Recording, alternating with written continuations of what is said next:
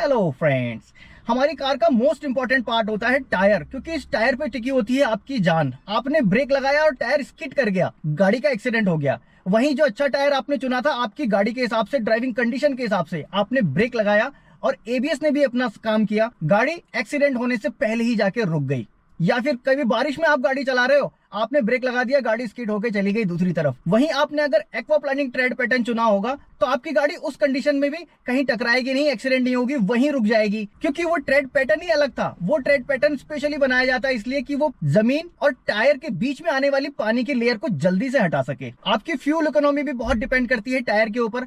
Tyre अगर सही select नहीं किए तो आपकी गाड़ी का माइलेज बिगड़ जाता है। टायर का साइज अगर सही सेलेक्ट नहीं किया तो आपकी गाड़ी के ड्राइविंग डायनेमिक्स बदल जाते हैं, आपकी ड्राइविंग की कॉर्नरिंग बिगड़ जाती है, गाड़ी का कंफर्ट खत्म हो जाता है। बहुत सारी चीजें टायर पे डिपेंड करती हैं, लेकिन इसकी अवेयरनेस लोगों तक नहीं है। तो बस वही कोशिश कर रहा हूं आज की वीडियो में, टायर के बारे में सारी डिटेल्स आपको दे दूंगा। नेक्स्ट टाइम जब आप टायर लेने जाओगे तो पैसे बर्बाद नहीं करोगे, 100% श्योरिटी है कि पैसे जरूर बचाओगे और अपनी गाड़ी में जो आपको ड्राइविंग कंफर्ट मिलेगा वो एक अलग लेवल का होगा। बस एक रिक्वेस्ट है, वीडियो को स्किप मत करना। जरा सा एक पार्ट आप स्किप कर देते हो, फिर आगे की कड़ी उससे जुड़ी होती है, फिर वो कंटेंट आपके लिए मिसलीडिंग हो जाता है। कोशिश करता हूं कि आपका एक भी सेकंड बर्बाद ना करूं। तो चलो वीडियो स्टार्ट करते हैं बिना देरी के। सबसे पहले मैं आपको दिखा देता हूं टायर साइज, टायर के वॉल पे लिखे हुए कोड, कैसे आप समझोगे कि आपका टायर कौन सा है और आपको कौन सा लेना चाहिए। चलो दिखाता हूं। देखो एग्जांपल के लिए मैं आपको ये ब्रेजा का टायर ही दिखा दे रहा हूं। ये कंपनी के साथ लगे हुए जो टायर आए थे वही टायर हैं अभी तक। अब देखो इसमें आपको एक बड़ी सी मार्किंग दिखती है, ये साइज, और इस नंबर से ही लोग टायर के साइज पहचानते हैं। सुना होगा आपने 215, 60, 8, 16। ये इतना लंबा, ये आपके टायर का एक एड्रेस है,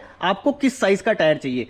ध्यान रखना, जो कंपनी रिकमेंडेशन टायर साइज है उसको ही चुनना। अब इसका मीनिंग क्या होता है शॉर्ट में समझा देता हूं, बहुत शॉर्ट में। देखो 215 इसकी विड्थ होती है, ये वाली width, side wall to side wall. अब इसके अलावा ऑब्लिक में 60 भी लिखा हुआ है। 60% इस 215 mm का 60% जो होगा वो होगा ये। इसको आप हाइट भी समझ सकते हो, इसको बढ़ा दोगे तो हाइट बढ़ जाएगी, घटा दोगे तो हाइट गाड़ी की कम हो जाएगी। लेकिन साथ में स्टेबिलिटी में भी फर्क आएगा। बढ़ाने से आपको कंफर्ट ज्यादा मिलेगा लेकिन स्टेबिलिटी बिगड़ जाएगी, कम करने से स्टेबिलिटी तो अच्छी मिलेगी, कॉर्नरिंग अच्छी मिलेगी, लेकिन आप कंफर्ट से कॉम्प्रोमाइज करोगे। कभी भी अपने मन से चेंज मत करना, और इसको चेंज करना भी नहीं चाहिए, रिकमेंडेशन ही रखना चाहिए। लेकिन कभी स्पेशल कंडीशन में आपको जरूरत पड़ती है तो किसी एक्सपर्ट से पहले एडवाइस ले लेना, तभी उसको चेंज करना। अब कंपनी से जो टायर साइज का रिकमेंडेशन आता है वो आपको मिलेगा ये पिलर पे, लॉक पिलर पे। आपको देखो टायर प्रेशर भी यहाँ लिखा होता है और ये रिकमेंडेड टायर प्रेशर ही आपको टायर में डलवाना चाहिए। अब इसके बाद देखो आर होता है, आर मींस रेडियल टायर है, ये रेडियल ट्यूबलेस टायर है। अभी मोस्टली कार में जो आ रहे हैं वो ट्यूबलेस आ रहे हैं, यहाँ पे आपको ट्यूबलेस लिखा भी मिलेगा। कुछ टायर वाले ऐसा भी करते हैं कि ट्यूब वाले टायर को ट्यूबलेस बता के बेच देते हैं, लेकिन ट्यूबलेस टायर के अंदर एक लेयर होती है, ब्यूटेल लेयर होती है, जो एज ए ट्यूब ही काम करती है। लेकिन ट्यूबलेस होने की वजह से इसकी हवा जल्दी नहीं निकलती, हाईवे पे चलते समय अचानक से टायर पंचर नहीं हो जाता, इससे टायर की लाइफ बढ़ती है, टायर के खराब होने के चांस कम हो जाते हैं। अब कुछ टायर्स में आपको यहाँ पे M+S नहीं लिखा, कुछ टायर में आपको M+S भी लिखा हुआ दिखेगा। वो टायर ऑल सीजन टायर होते हैं, लेकिन ऑल सीजन ऑल वेदर ये दोनों अलग है। इसके आगे 2 डिजिट और होते हैं, ये कोड्स होते हैं मैक्सिमम स्पीड और मैक्सिमम टेम्परेचर का, कि किस मैक्सिमम स्पीड तक ये चल सकता है टायर और कितना टेम्परेचर ये बेयर कर सकता है। इससे आपका कुछ बहुत ज्यादा लेना देना नहीं है, तो एक्सप्लेन नहीं कर रहा हूं टाइम बचाने के लिए। ये टायर की मैन्युफैक्चरिंग डेट होती है, इसको रीड कैसे करोगे। फर्स्ट जो 2 डिजिट होंगे इसको समझ लेना वीक है, यानी कि 23 वीक। इसके बाद के जो 2 डिजिट होंगे ये होंगे ईयर को, यानी कि 2023 में ये टायर बना था 23 वीक में। अब आप इसको कैलकुलेट कर सकते हो। टायर जब लेते हो तो 2 महीने 4 महीने से ज्यादा पुराना नहीं होना चाहिए, क्योंकि टायर के रबर की भी एक लाइफ होती है जो समय के साथ कम होती जाती है। बाकी टायर के ये जो ट्रेड होते हैं इनकी डेप्थ भी मायने रखती है, इनकी डेप्थ कम या ज्यादा हो सकती है। ट्रेड का पैटर्न भी अलग अलग होता है, और कुछ डायरेक्शनल ट्रेड पैटर्न होते हैं, उसकी भी मार्किंग आपको यहाँ पे दिखती है। वो मार्किंग आपको एक एरो का निशान बना हुआ दिखेगा और उस पे लिखा होगा रोटेशनल, वो समझ लेना आप यूनि डायरेक्शनल ट्रेड है। उसको अगर इधर उधर फिट कर दिया तो वो चलता नहीं है, घूमने की दिशा में उसको फिट करना चाहिए। बाकी बहुत सारी चीजें इसके ऊपर लिखी होती हैं जिससे आपका लेना देना नहीं है। मोस्टली बड़ा बड़ा तो ब्रांड का नाम लिखा होगा, ब्रांड के साथ साथ मॉडल भी होता है। अब ये स्टील रेडियल टायर्स होते हैं, इसके अंदर एक स्टील की जाली बनी होती है, आप समझ लीजिए कि स्टील की चटाई सी होगी, पूरे ऊपर लगी हुई होगी। यहाँ लिखा हुआ भी मिलता है आपको स्टील बेल्टेड रेडियल टायर। बाकी कुछ टायर्स में टायर लिमिट भी लिखी होती है, स्पेशली जो स्पेयर टायर होते हैं उसमें स्पीड लिमिट लिखी होती है कि 80 किलोमीटर/आवर से ऊपर नहीं चलना है। वो कुछ ब्रांड वैसा टायर देते हैं और कुछ ब्रांड गाड़ी के साथ सेम वैसा ही टायर दे देते हैं, जैसे कि ये चारों टायर हैं। चारों टायर एक जैसे होने चाहिए। अब कैसे होने चाहिए, आप चुनोगे कैसे, वो दिखाता हूँ। चलो, अभी टायर के आपने साइज समझ लिया, रिकमेंडेशन समझ लिया, बेसिक सी चीज है, मोस्टली लोगों को पता होता है। इंपॉर्टेंट चीज अब आ रही है। देखो, टायर के टाइप्स होते हैं, किस टाइप का टायर आपको चुनना चाहिए जिससे आप पैसे बचा सको, अननेसेसरी पैसे वेस्ट ना करो। क्योंकि मार्केटिंग तो हर तरह से होती है, आपको उस मार्केटिंग के ट्रैप में नहीं फंसना है, आपको समझना है अपनी जरूरत। देखो, डिफरेंट यूज के हिसाब से डिफरेंट टाइप के टायर्स आते हैं। All season tyre, all weather tyre. कुछ लोग समझ रहे होंगे ये दोनों एक ही हैं, लेकिन नहीं, दोनों में डिफरेंस है। ऑल सीजन टायर अलग है, ऑल वेदर टायर अलग है, समर टायर्स अलग हैं, विंटर टायर्स अलग हैं। नाम से थोड़ा थोड़ा आपको आइडिया लग गया होगा कि किस कंडीशन में किसको यूज करना चाहिए और आपको कौन सा टायर चुनना चाहिए। देखो, ऑल सीजन टायर जो होते हैं वो एक आइडियल यूज के लिए होते हैं। थोड़ी बहुत बारिश भी होती है आपके एरिया में, गर्मी भी पड़ती है लेकिन बहुत ज्यादा नहीं पड़ती है, सर्दी भी पड़ती है लेकिन ठीक ठाक पड़ती है, ऐसा कुछ बर्फबारी वगैरह नहीं होती है, तो वो कंडीशन में आप ऑल सीजन टायर सेलेक्ट करोगे। ऑल वेदर टायर इससे थोड़ा सा एडवांस होता है।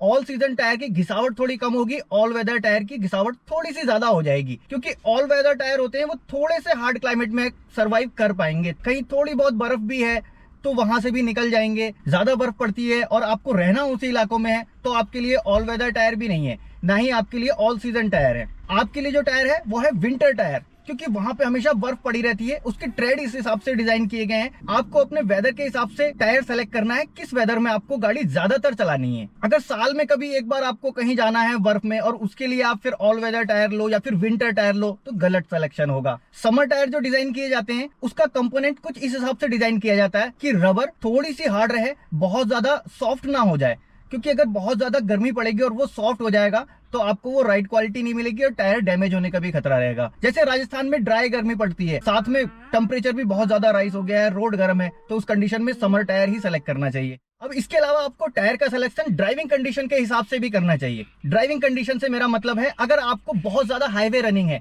तो आप कौन सा टायर चुनेंगे। अगर आप सिटी ड्राइव ही करते हो तो फिर अननेसेसरी पैसे वेस्ट करने की जरूरत नहीं है। या फिर आप कुछ ऐसे टेरेन में गाड़ी चलाते हो जहां पे कि बहुत ज्यादा रास्ते खराब हैं, रॉक्स पे से आपको गाड़ी गुजारनी पड़ती है, तो फिर आप अलग टायर चुनोगे।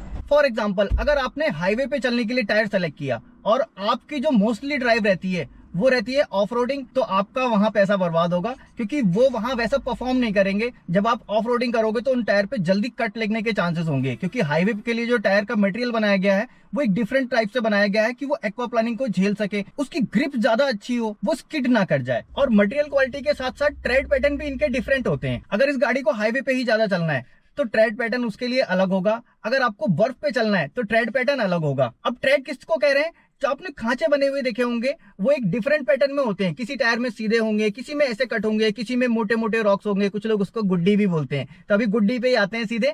डिफरेंट ट्रेड पैटर्न, अलग अलग ट्रेड पैटर्न ही डिसाइड करते हैं आपकी गाड़ी चलते समय रोड पे कितना नॉइस करेगी, आपकी गाड़ी में ग्रिपिंग कैसी होगी, गाड़ी की फ्यूल इकोनॉमी कैसी होगी, ये ट्रेड पैटर्न पे डिपेंड करता है। ट्रेड पैटर्न ही डिसाइड करता है कि आपकी गाड़ी में एक्वा प्लानिंग से लड़ने की कितनी ताकत है। देखो, मेनली 3 टाइप के ये ट्रेड पैटर्न होते हैं। पहला सिमेट्रिकल, दूसरा एसिमेट्रिकल और तीसरा डायरेक्शनल। अब इन तीनों में क्या डिफरेंस है थोड़ा सा बता देता हूं, बाकी डीप में बताऊंगा तो वीडियो बहुत बड़ी हो जाएगी। लेकिन अगर आप चाहते हो एक पैटर्न के ऊपर अलग से वीडियो बनाऊं तो प्लीज कमेंट में जरूर लिख देना, और आगे जाके आप भूल जाओगे तो प्लीज वीडियो को अभी से लाइक करके चैनल को सब्सक्राइब कर देना। आपका ये सब्सक्राइब करना और लाइक करना, बस यही मुझ तक सपोर्ट में पहुंचता है। कमेंट करते हो तो स्पेशली नाम से भी याद रख पाता हूँ।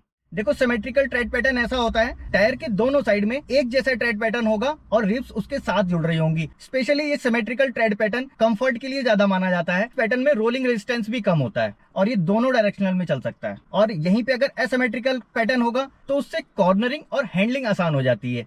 साथ में ये गीली रोडों के लिए भी सुटेबल पैटर्न होता है। इसमें एक्वा प्लानिंग का खतरा कम रहता है, क्योंकि इसके ट्रेड इस हिसाब से डिजाइन होते हैं कि बीच में आने वाली पानी की लेयर को तुरंत उन नालियों से निकाल दिया जाता है और आपके टायर की ग्रिप रोड के साथ बनी रहती है। अब तीसरा होता है डायरेक्शनल। डायरेक्शनल जो ट्रेड पैटर्न होगा उसमें आपको टायर में भी मार्क बना हुआ दिखेगा। टायर की साइड वॉल पे एरो का निशान बना होगा, रोटेशनल या फिर डायरेक्शनल, इस टाइप से कुछ भी दोनों में से लिखा हो सकता है, लेकिन एरो का निशान भी आपको मिलेगा। और ये एरो का निशान दिखाता है कि टायर को किस दिशा में घूमना चाहिए, उसको उसी हिसाब से फिट करना है जिस दिशा में वो एरो बना हुआ है। और इस तरह के ट्रेड पैटर्न को अक्सर विंटर टायर में यूज किया जाता है, जहां पे कि बर्फ पड़ती हो या फिर वहां पे बर्फ पिघल के पानी रोड पे बन गया है, लेयर है, फिसलने का खतरा है, कीचड़ का खतरा है, तो उन जगहों पे ये अच्छी पकड़ कर सके, ये इस डायरेक्शनल ट्रेड पैटर्न की खासियत होती है। तो ट्रेड पैटर्न भी बड़े इंपॉर्टेंट है। अपने हिसाब से आप ट्रेड पैटर्न भी सेलेक्ट कर सकते हो, लेकिन कोई भी टायर वाला मार्केट में आपको इस तरह की इंफॉर्मेशन देता नहीं है।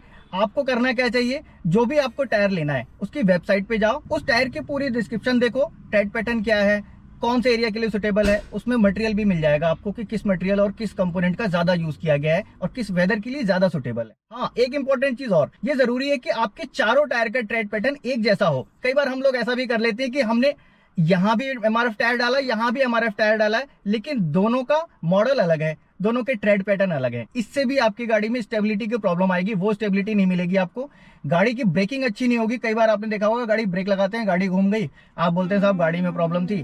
तो ये सारी चीजें भी कंसीडर की जाती हैं, टायर का होना, उसके बाद ब्रेक का तो होता ही है कि हाँ ब्रेक को भी ऐसा होना चाहिए कि गाड़ी एक जगह पे रुके, लेकिन ये दोनों चीजों का कॉम्बिनेशन मिल के काम करता है। और गाड़ी के माइलेज के लिए भी कुछ हद तक टायर जिम्मेदार होता है। आप टायर चेंज कीजिए, दूसरा टायर लगा लीजिए, आप देखिए माइलेज में फर्क आ जाएगा, दूसरा टायर लगाओगे माइलेज में फर्क आ जाएगा, क्योंकि टायर का अगर रोलिंग रेजिस्टेंस अलग होगा तो डिफरेंस आएगा। तो लो रोलिंग रेजिस्टेंस टायर भी आते हैं जो फ्यूल इकोनॉमी के लिए जाने जाते हैं।